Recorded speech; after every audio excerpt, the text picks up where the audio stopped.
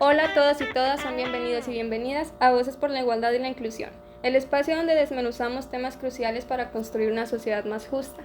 Soy Monse y hoy tenemos un episodio muy especial titulado Rompiendo Barreras, Género, Diversidad y un Futuro Equitativo. Nos acompaña un equipo increíble para abordar la violencia por razón de género, los retos de la igualdad y la inclusión. Prepárense para escuchar reflexiones profundas y herramientas prácticas.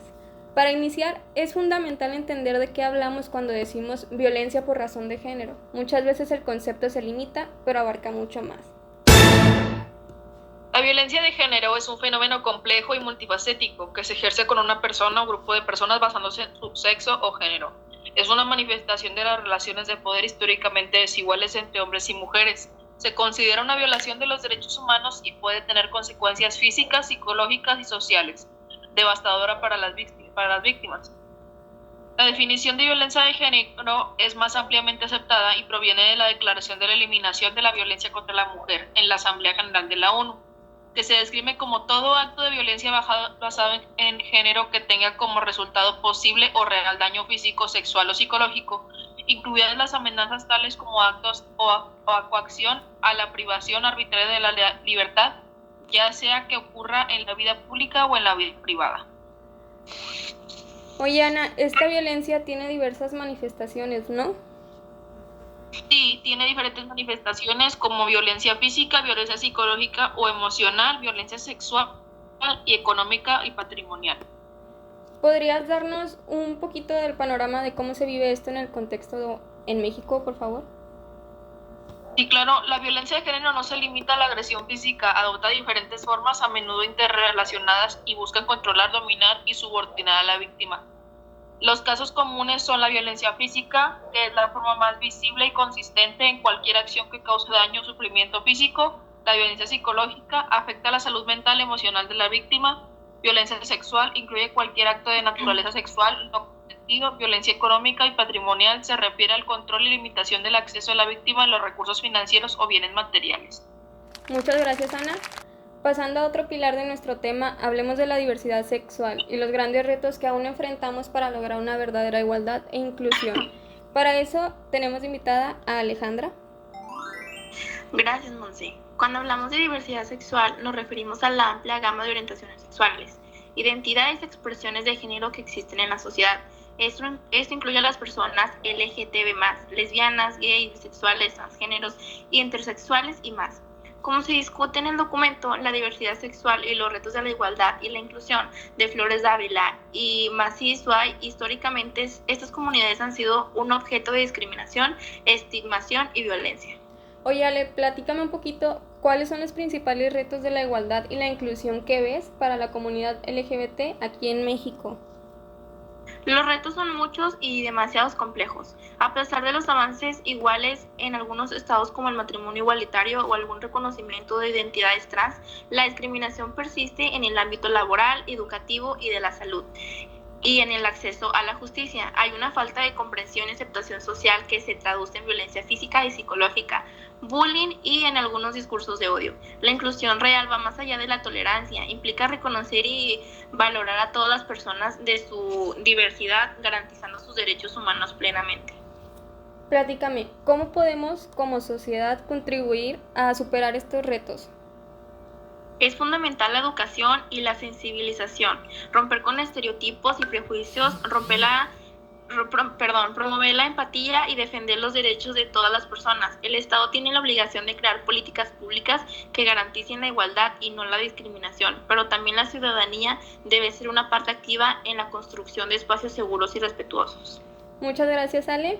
Pasamos a un tema que a veces subestimamos, pero que tiene un impacto profundo en cómo construimos la igualdad y la inclusión: el lenguaje. Aquí está Paola y mi duda es ¿por qué es tan importante hablar del lenguaje no sexista e incluyente? Absolutamente, Monse. El lenguaje no es solo una herramienta de comunicación, es su constructor de realidad. El Manual de Comunicación No Sexista de InMujeres subraya que las palabras que usamos o dejamos de usar influyen en nuestra percepción del mundo y en cómo representamos a las personas.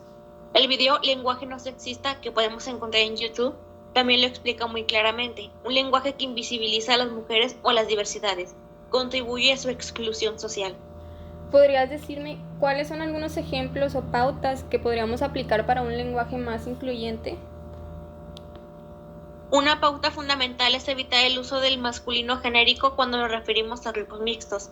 En lugar de decir los alumnos, podemos decir el alumnado, las y los alumnos o quienes estudian.